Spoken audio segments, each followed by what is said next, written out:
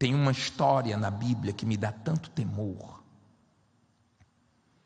Essa passagem de Judá e Tamar, ela é grande, mas vale a pena nós lermos. Gênesis 38, versículo 1, diz assim: e aconteceu no mesmo tempo que Judá desceu de entre seus irmãos e entrou na casa de um homem de Adulão, cujo nome era Ira. E viu Judá ali a filha de um homem cananeu, cujo nome era Sua, e tomou-a por mulher e a possuiu. E ela concebeu e deu à luz um filho, e chamou o seu nome Er.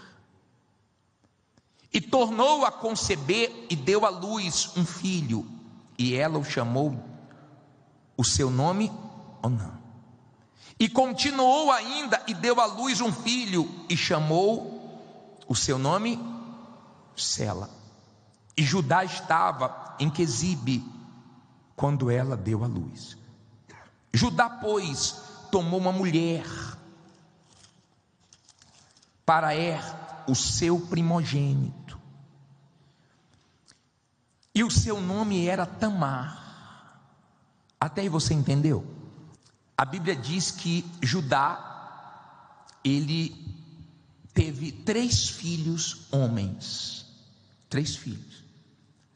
E quando o mais velho, o primogênito, chegou a uma determinada idade, ele tomou uma mulher chamada Tamar para ser esposa do filho. E diz assim, versículo 7: porém, o primogênito de Judá era mau aos olhos do Senhor, por isso o Senhor o matou. Então disse Judá a Onã, quer dizer, o segundo filho: toma a mulher do teu irmão e casa-te com ela, e suscita descendência a teu irmão. Era de costume fazer isso no passado. Onã, porém, soube que esta descendência não havia de ser para ele. E aconteceu que, quando possuía a mulher de seu irmão, derramava o sêmen na terra, para não dar descendência a seu irmão. E o que fazia era mal aos olhos de quem? Aos olhos do Senhor. Pelo que também fez o quê? O matou. Olha para mim, por favor. Tenha temor aos olhos do Senhor. Deus me vê na minha solidão. Deus te vê na sua solidão, nos seus momentos sozinhos. Deus vê se nos momentos que estamos sozinhos, nós nos inclinamos para o pecado, para a prostituição, para a pornografia, para os maus pensamentos, para as coisas erradas, ou se nós nos preocupamos em agradá-lo. Deus vê, Deus conhece. Lembra que nas cartas do Apocalipse, ele sempre se apresenta: eu conheço as tuas obras, eu conheço, para dar temor, como quem diz, não tente fingir, não tente mentir.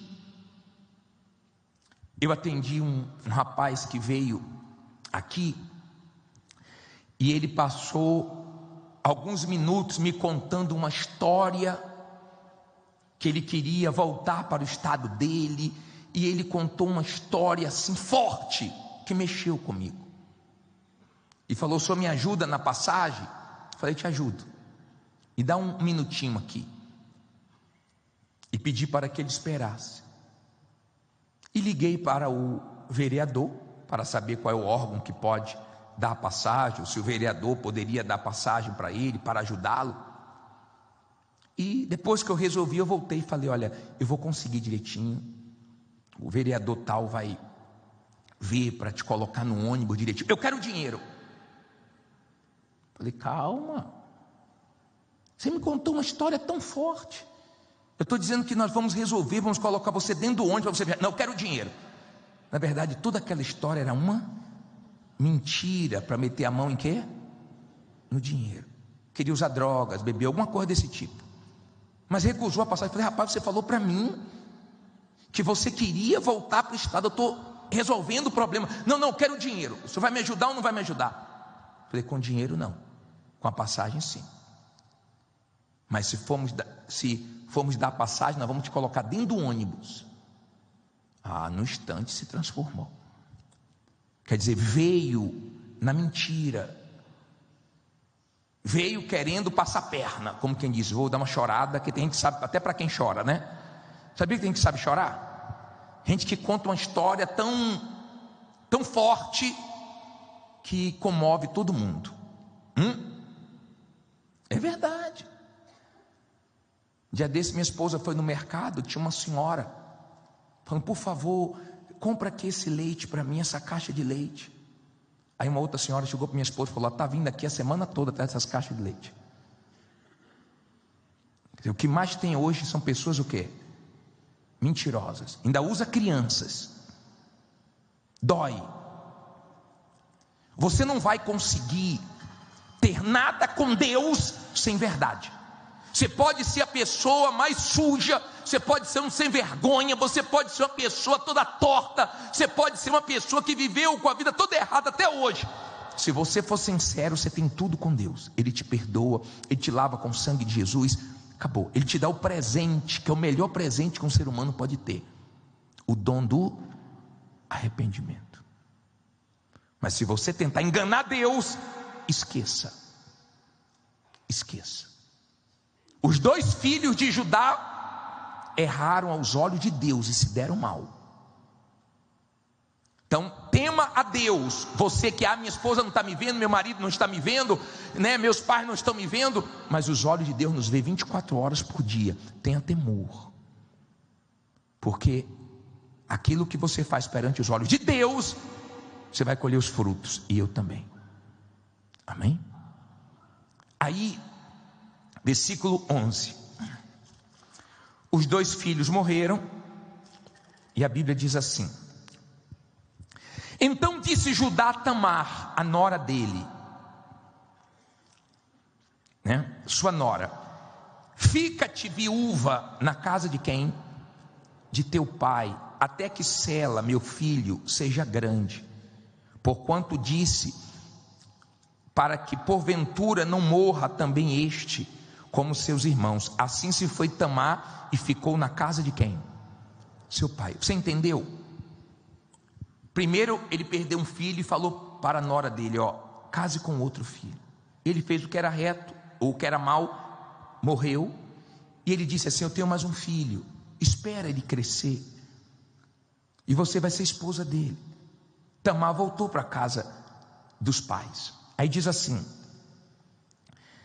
passando-se pois muitos dias, morreu a filha de sua mulher de Judá.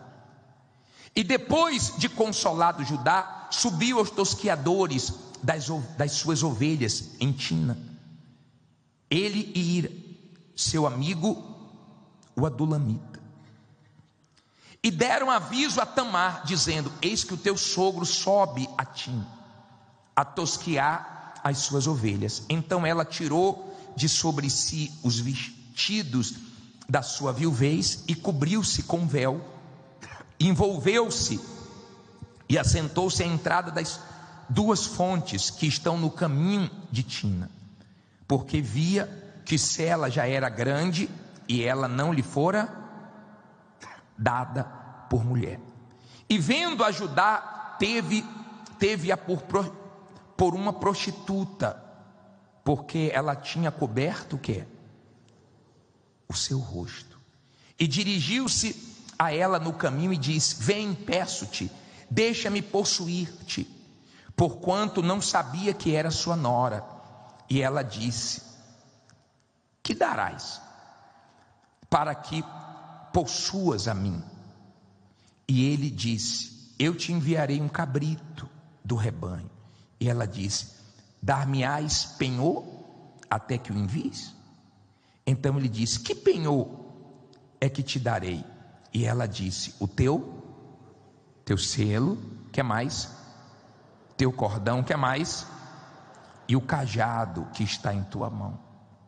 O que ele lhe deu, e possuiu-a. E ela concebeu dele. E ela se levantou e se foi, e tirou de sobre si o seu véu e vestiu os vestidos de sua viuvez. E Judá enviou o cabrito por mão de seu amigo Adulamita, para tomar o penhor da mão da mulher, porém não o achou. E perguntou aos homens daquele lugar, dizendo: onde está a prostituta que estava no caminho, junto às duas fontes? E disseram: aqui não esteve prostituta alguma. E tornou-se a Judá e disse: não achei. E também disseram os homens daquele lugar: aqui não esteve prostituta. Então disse Judá: deixa ficar com o penhor, para que porventura não caiamos em desprezo. Eis que tenho enviado este cabrito, mas tu não o achaste. E aconteceu o quê? Quanto tempo depois? Quase 3 meses depois, deram aviso a Judá, dizendo: Tamar, tua nora, fez o quê? Adulterou. E eis que está grávida do adultério. Então disse Judá: tirai fora, para que seja o quê? Queimada. E tirando-a fora, ela mandou dizer a seu sogro: do homem de quem são estas coisas eu concebi. E ela disse mais: conhece, peço-te, de quem é este selo, e este cordão, e este cajado? E conheceu-os Judá e disse: mais justa é o quê? É ela do que eu, porquanto não a tenho dado a Sela, meu filho, e nunca mais a conheceu. Olha para mim, por favor. Ele deu a palavra à nora, que ficou viúva, que quando o filho mais novo, o terceiro, que estava vivo, completasse uma idade, ia dar para ela como marido. E ela voltou para a casa dos pais, confiando na palavra dele. O tempo passou, ele não cumpriu a palavra. Ela sabia que o filho já estava grande, e ela tomou conhecimento que ele ia passar por aquele lugar. Ela tirou a roupa de viuvez, colocou uma roupa de prostituta, e a prostituta, ela cobria o rosto, então ele não sabia quem era ela, e ela ficou bem no caminho esperando ele passar. Ele a convidou para se prostituir com ela, e ela disse: agora eu quero uma garantia, me dá a garantia. Não, eu vou te trazer um cabrito, não, mas eu quero algo para ficar comigo. E pegou essas 3 coisas e ficou com ela: o cordão, o selo e o cajado. E ele foi embora, depois voltou, mandou o amigo voltar, procurando, não achou ela, levou o cabrito, mas não achou, retornou, e a vida seguiu. O tempo passou, ele tomou conhecimento que Tamar estava grávida, e logo quis julgar, porque nós somos bons para isso, julgar os outros. Temos dificuldade para reconhecer os nossos erros. Os nossos erros. Ele disse: tire ela para ser queimada aqui. Ela falou: beleza, pode me queimar. Eu só queria que antes de ser queimada, ele soubesse que a criança tem um pai, e o pai é o dono desse selo, desse cordão, desse cajado. E quando ele viu, ele ficou envergonhado, disse: ela é mais justa do que eu. Agora observe que aquele momento foi o pior momento para Judá. O momento em que a máscara dele caiu. O momento onde o engano dele foi revelado. O momento em que ele foi desmascarado. E é justamente assim que o diabo trabalha. Ele espera a pessoa morrer no pecado, para ele poder desmascarar a pessoa, para que no momento do juízo, o diabo se apresente e mostre as sujeiras. Tem um versículo em 1 Timóteo 5,14 que me dá, é 14 ou 24, deixa eu ver aqui, é esse aí, 24. Olha que passagem, leia comigo aí, leia com atenção. Os pecados de alguns homens são manifestos, precedendo o quê? O juízo. E em alguns manifestam-se depois.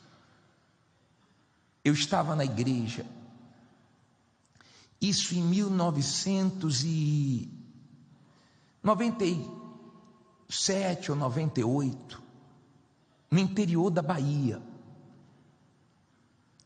E o pastor estava fazendo culto, e eu estava andando na parte de trás da igreja. Era tarde, quando um homem falou assim: pastor, e eu disse: pois não, que posso te ajudar? Ele falou assim: eu vim aqui fazer uma denúncia. Se vocês vão acreditar ou não, eu não sei, mas aquela obreira que está ali, trabalhando no salão, ela caiu comigo. E ele disse que essa obreira teve contato sexual com ele. Eu falei: o senhor tem certeza do que o senhor está falando? Ele falou: tenho. O senhor pode perguntar para ela. Se ela não assumir, o senhor pode me colocar diante dela.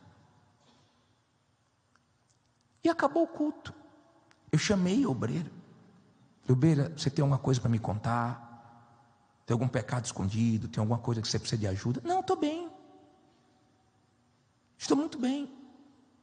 Eu queria falar para a senhora que chegou uma denúncia. Uma pessoa chegou aqui dizendo que aconteceu um problema com a senhora, assim, assim, assim, assim. Foi fulano de tal, não foi? Uma pessoa assim, assim, assim. Sabia que ele queria me destruir. Eu falei assim: não, louve a Deus que ele veio aqui, porque o seu pecado está sendo trazido à tona antes do juízo. O pior é você ficar de obreira diante dos homens, está tudo direitinho, e no dia do juízo aparecer a sua sujeira. Está dando para você entender? Feliz, a pessoa deveria agradecer, porque veio à tona, porque ela deveria ter tido coragem, teve coragem para fazer besteira, tinha coragem também para confessar, para vomitar, para ficar limpo. E ela não teve, mas ele teve e queria se limpar. E ele não era da Igreja Universal, ele era de outra igreja evangélica. Ele falou: quero me limpar, se puder não ficar na frente dela, melhor, mas eu não queria esconder isso, eu queria consertar meu erro. Eu falei: vá com Deus. Peguei o contato dele, mas demorou, custou para ela poder vomitar o pecado dela, que já tinha sido exposto. Mas ela estava ali, sabe, se segurando para não perder o título de obreira, mas já tinha perdido o quê? A salvação, a alma dela, a pureza dela. Está dando para você entender? É tudo que o diabo quer, você dentro da igreja sem salvação, porque Deus te chama para juízo e o diabo mostra as cartas. Olha aqui, ó, é meu, é minha. Não se brinca com a sua alma, não se brinca com a vida espiritual. Você não consegue enxergar. No momento em que nós fazemos o apelo para que as pessoas entreguem a vida a Jesus, você não consegue enxergar os demônios, porque se nós pudéssemos enxergar os demônios, nós íamos ver os demônios furiosos. Por quê? Porque a oração que mexe com o diabo não é a oração da cura, não é a oração da prosperidade, não é a oração que nós fazemos para suprir suas necessidades. A oração que mais mexe com o inferno é a oração de entrega. Olha bem para mim, por favor. Nós temos levita aí para resolver. Chama o chefe que me manda embora. Não dê atenção ao diabo, não. Dê atenção à palavra de Deus. É triste você que quando o demônio manifesta, você dá ouvidos, mas a palavra de Deus você não dá ouvidos. É triste ver isso em você, que quando o demônio manifesta, você fica assim com o olhão e dá maior atenção ao diabo, mas isso aqui, ó, que é mais importante do que o que os demônios falam, você não dá ouvidos. É triste.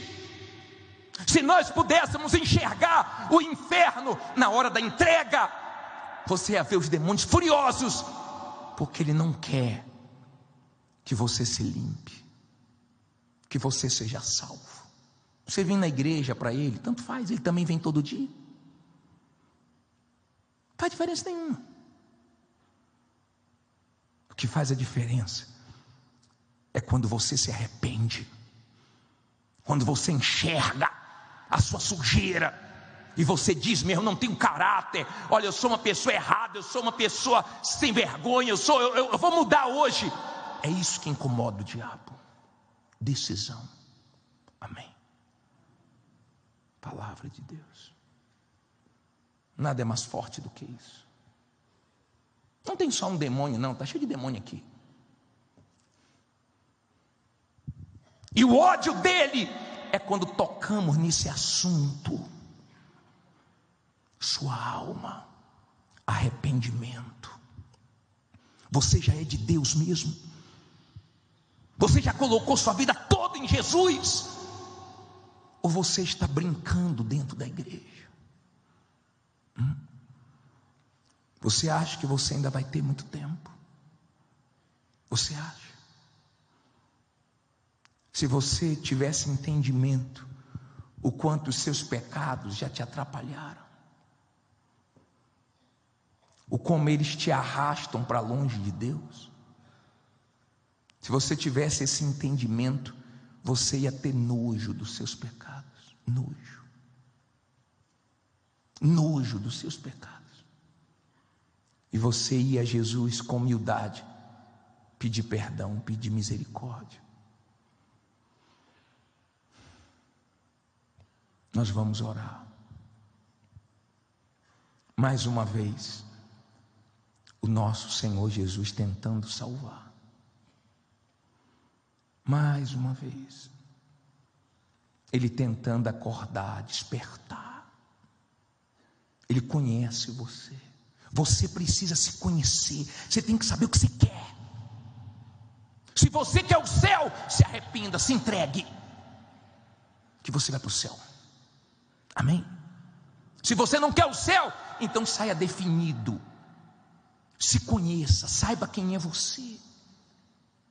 Sabe de quem eu estou lembrando aqui? De Pedro. Que Jesus disse para ele assim: ó Pedro, antes que o galo cante, tu me negarás 3 vezes. Negou uma vez, negou 2, na terceira, Jesus olhou para ele.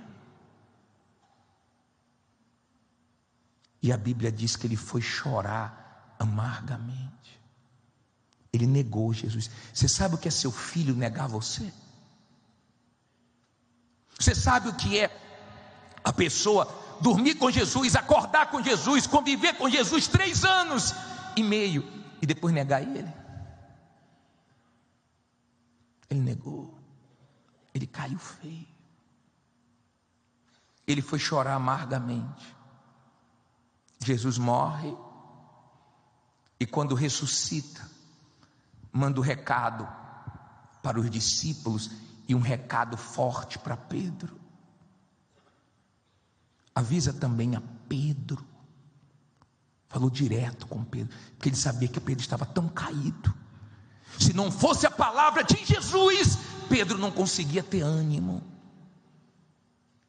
Que a palavra de Jesus hoje te levante. Você pode ter negado, você pode ter se sujado, mas você pode, com a palavra de Jesus, se levantar, se erguer. Nós estamos vivendo o tempo do fim. Que semanazinha é essa, hein, que passou? Terremoto fortíssimo. As pessoas que moram no litoral, que ficam felizes, moram em frente à praia, tiveram que sair voadas, correndo, com medo de um tsunami. Milhões de pessoas em vários países. Do nada, a terra começou a tremer. Aquilo que parecia tão firme, tão seguro, ficou igual uma gelatina. E de repente, quem tinha o maior orgulho de morar em frente à praia, teve que largar tudo e sair correndo, porque dos alertas. A Europa está pegando fogo, Portugal, fogo para todo lado. É uma coisa aqui, é outra coisa ali. É um mundo piorando, ficando cada vez mais pesado.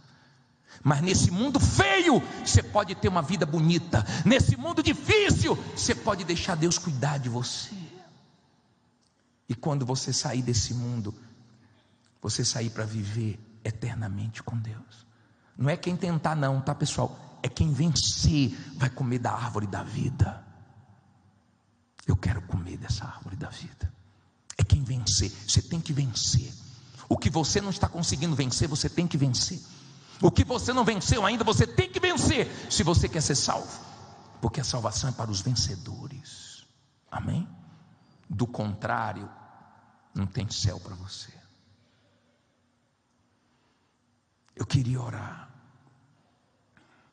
Eu queria orar. Se agora pudéssemos enxergar com os olhos espirituais, olha bem para mim agora.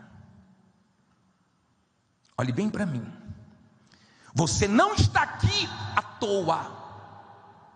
Você tinha que estar aqui agora. Foi Deus que trouxe você aqui, que está fazendo você escutar essa palavra. Se você pudesse enxergar aqui os demônios agora, você ia se assustar. Porque é o momento que mais mexe com o diabo. O momento de você dizer assim, ó, não vou mais fazer isso de errado. Não vou mais me entregar a isso. Não vou mais ser fraco nisso. Não vou mais me sujar com isso. Não vou mais desagradar a Deus com isso. É nesse momento que você rompe com o pecado, que você rompe com o diabo, que você tira sua alma das garras do diabo. É nesse momento que a salvação chega até você.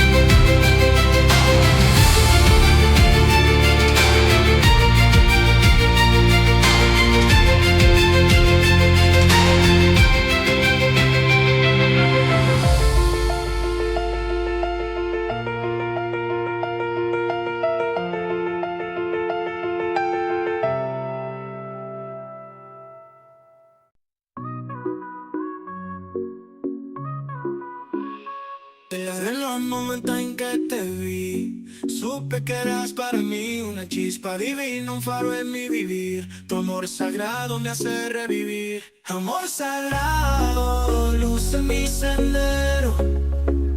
Eres mi fe, mi cielo entero. En cada latido, en cada suspiro, encuentro en ti mi destino.